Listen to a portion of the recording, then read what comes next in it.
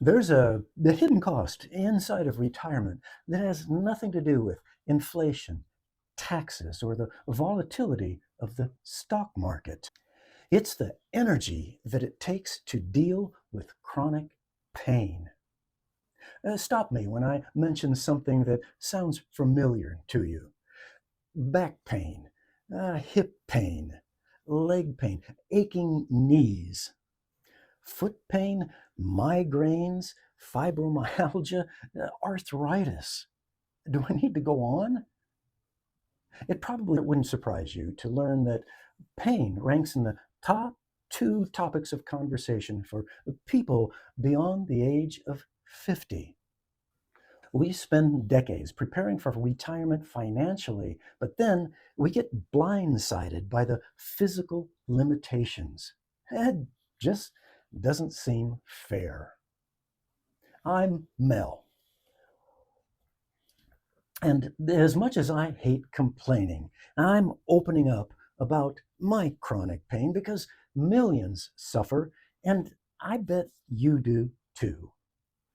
So I want to share a few things that have helped me scratch my way back into a fuller life.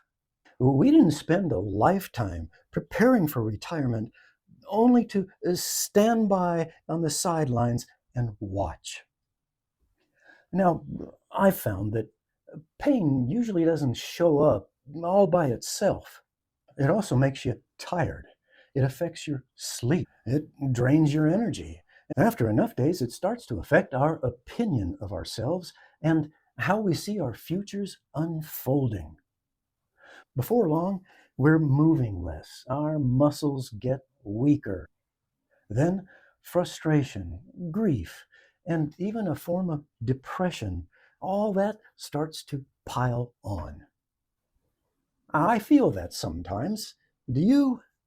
If so, I certainly understand. And there are plenty of days when you wish your doctor just had some magic formula to fix it all. But he doesn't.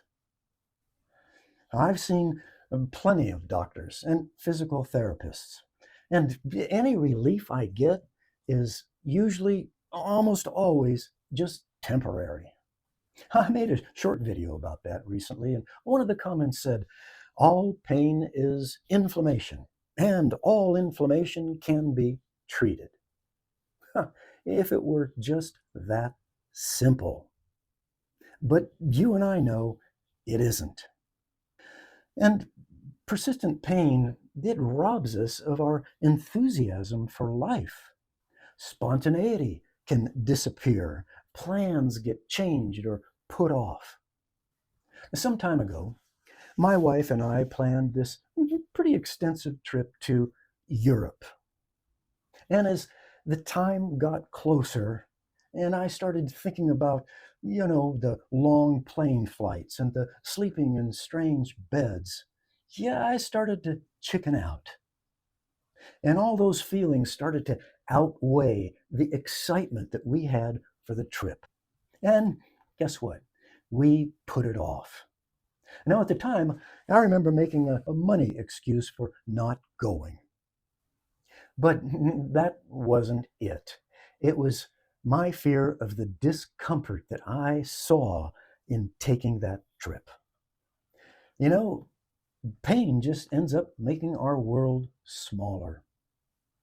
And if we're not careful, we do less, we try less, we start seeing fewer and fewer people, and our boundaries start closing in. We usually don't even see it happening. It starts slowly and compounds. We start off just thinking, well, maybe next time. The next time will be different. So we wait. And looking back now, I can see how waiting did shrink my world. But, pain did have something to teach me. You can't wait for perfect conditions. You can't wait for energy to just show up. We can't wait until we're pain free. There will never be ideal conditions. Waiting, it just it just gets you another year older. It becomes a habit. Waiting is the postponement of life. And we end up feeling like our retirement has been stolen from us. So I decided I couldn't wait any longer. Right now, my wife and I are in the middle of a major landscaping project in our backyard. We're redoing the whole thing. And I get out there almost daily, painting, digging, planting, shopping, all those things that are required in a project like this. Is it painful? Heck yeah.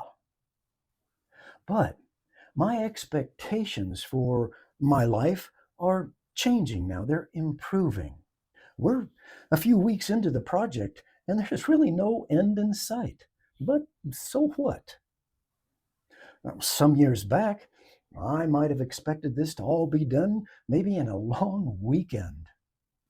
Remember back when we could work all day and on into the night? Boy, I do.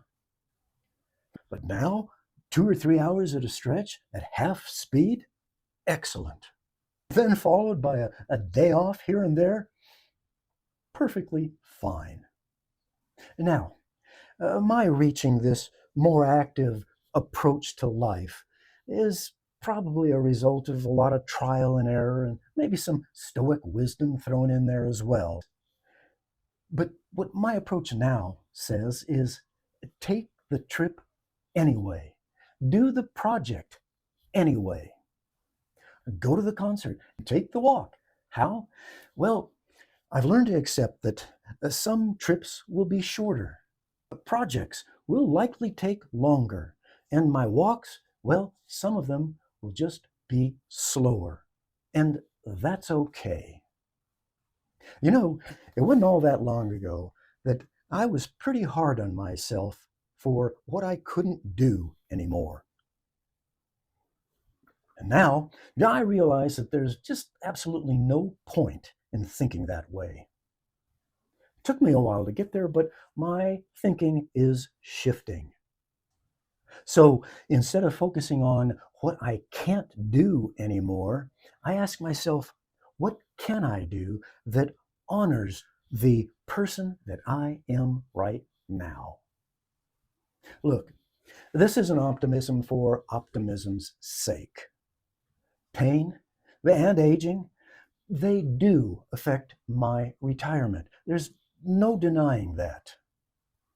But I'm not willing to let pain write the script for the rest of my life.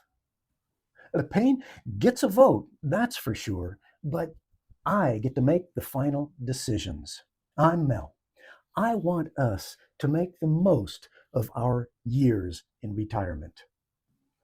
And I want us to do it regardless of our age, regardless of our condition, regardless of our circumstances. Let's talk in the comments. Share your story, share your pains, share your wishes. And I'll be there in the comments with you. Thank you.